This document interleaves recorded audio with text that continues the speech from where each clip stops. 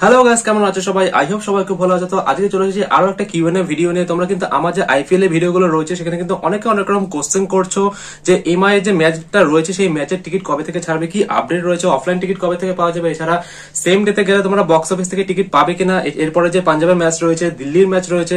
তো সমস্তটা নিয়ে আজকের এই ভিডিওটা বানাচ্ছি আমি। তোমরা স্কিপ না করে ভিডিওটা শেষ অবধি দেখতে থাকো, আশা করি তোমাদের ভালো লাগবে।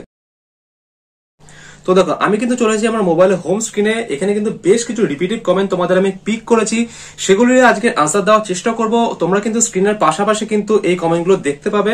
তো ফার্স্টের যে কমেন্টটা এসছে সেটা হচ্ছে, বলছে দাদা বলছিলাম 29 এপ্রিল দিল্লির সাথে কলকাতার যে ম্যাচটা রয়েছে ম্যাচটাতে বক্স অফিস খোলা থাকবে কিনা।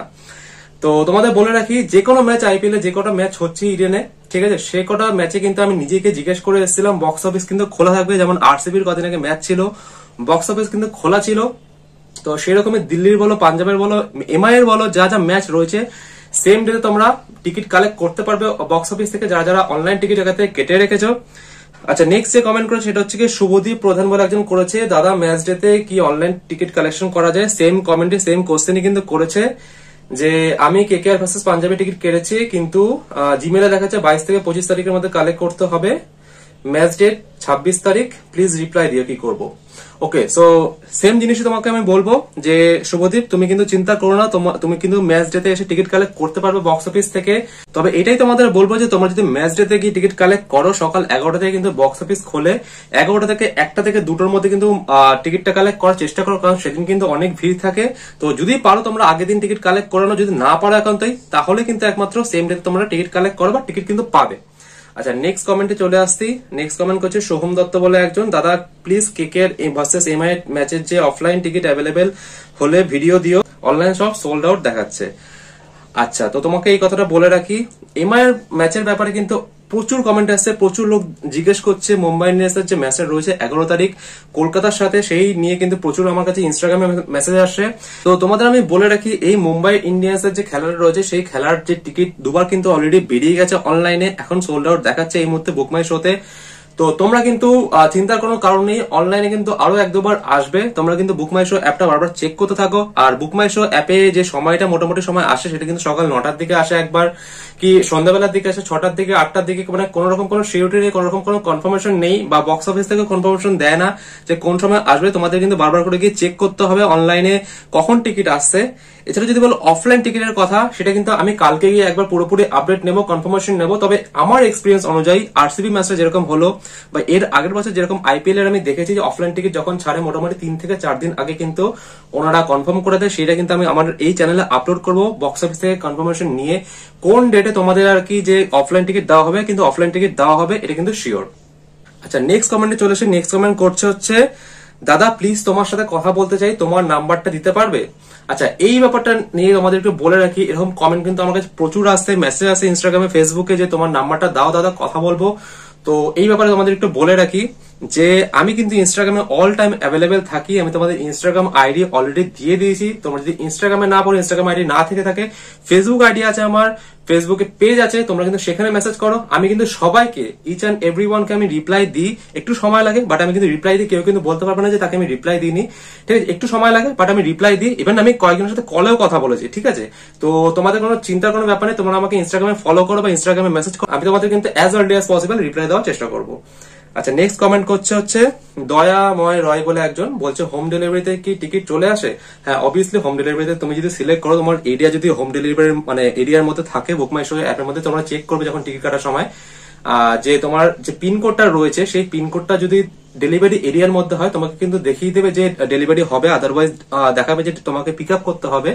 তো সেখানে যদি তোমার ডেলিভারি অপশন অ্যাভেলেবেল থাকে, তুমি ডেলিভারি দিয়ে অনলাইন টিকিট বুক করলে তোমার কিন্তু ম্যাচের 2 থেকে 3 দিন আগে কিন্তু এই টিকিটটা চলে আসে তোমার বাড়িতে, ঠিক আছে। তো সেটা নিয়ে কোনো রকম চিন্তার কোনো কারণ নেই, সেটা নিয়ে ফিজিক্যাল টিকিট নিয়ে কিন্তু তুমি ম্যাচ ডেতে একদম খেলা দেখতে যেতে পারবে, কোনো রকম বক্স অফিস থেকে কালেক্ট করার ব্যাপার নেই।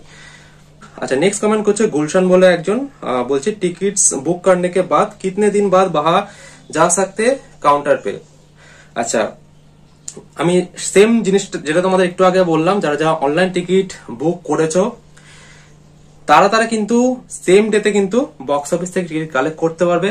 চাইলে 3-4 দিন আগেও করতে পারো, মোটামুটি 3 থেকে 4 দিন আগে কিন্তু টিকিট দেয়। তো তোমরা যদি চাও, তোমাদের জন্য যদি পসিবল হয় যে 3-4 দিন আগে গিয়ে টিকিট কালেক্ট করো, সেটাও তোমরা করতে পারো। আদারওয়াইজ সেম ডে তোমরা ম্যাচ ডের দিন তোমরা টিকিট কালেক্ট করতে পারবে।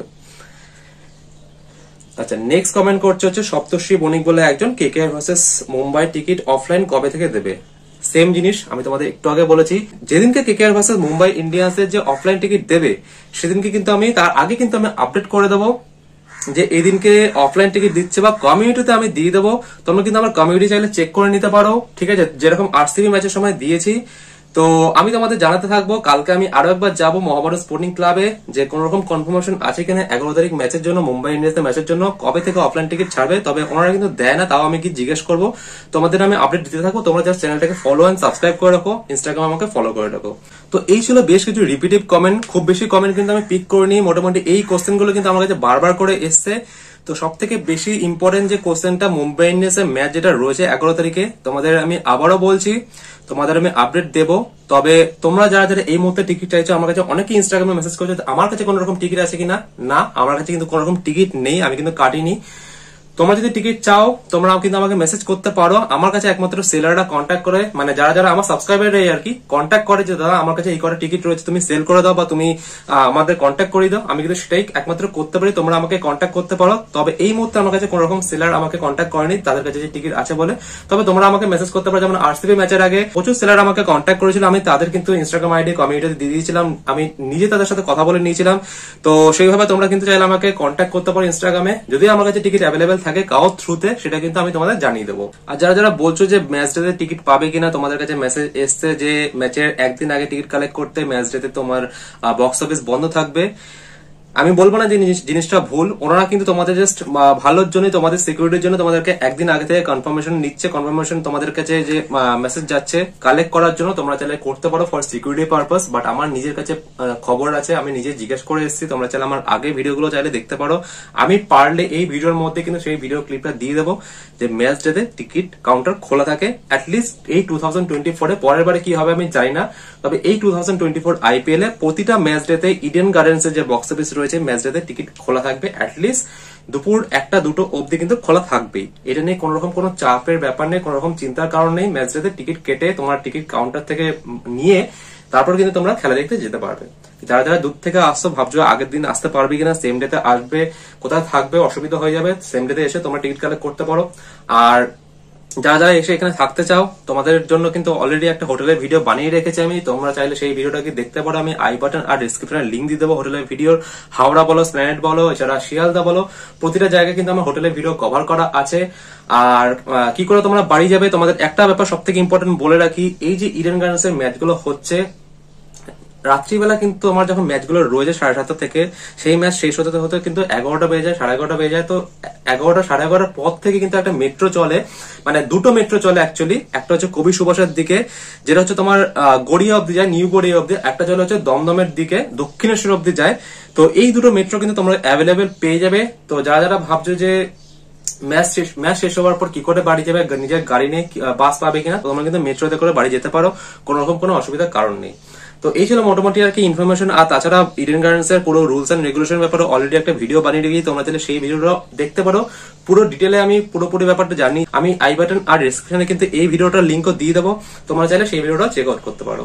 তো এই ছিল আজকে মোটামুটি একটা ভিডিও, কিউএনএ ভিডিও। তোমরা যারা যারা কোশ্চেন করেছিলে তাদেরকে আমি আনসার দেওয়ার চেষ্টা করলাম।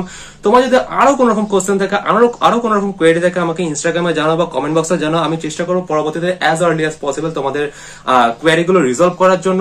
আজকে ভিডিওটা আমি এখানে শেষ করছি। তোমার যদি ভিডিওটা ভালো লাগে থাকে তাহলে একটা লাইক করো, কমেন্ট করো, শেয়ার করো, চ্যানেলকে প্লিজ সাবস্ক্রাইব করো। আমার চ্যানেলে প্রচুর মানুষ তোমরা দেখো কিন্তু সাবস্ক্রাইব কিন্তু করো না। প্রায় 94 থেকে 95% মানুষ কিন্তু সাবস্ক্রাইব করো না, তোমরা মাত্র 5% মানুষ সাবস্ক্রাইব করো যারা যারা ভিডিও দেখো। তো এটাই তোমাদের কাছে ছোট্ট রিকোয়েস্ট, কোনো রকম টাকা পয়সা লাগছে না। তোমরা প্লিজ চ্যানেলটাকে সাবস্ক্রাইব করো, ফলো করো আমাকে, যাতে আমি তোমাদের আরো ভালো ভালো কন্টেন্ট তোমাদের প্রোভাইড করতে পারি।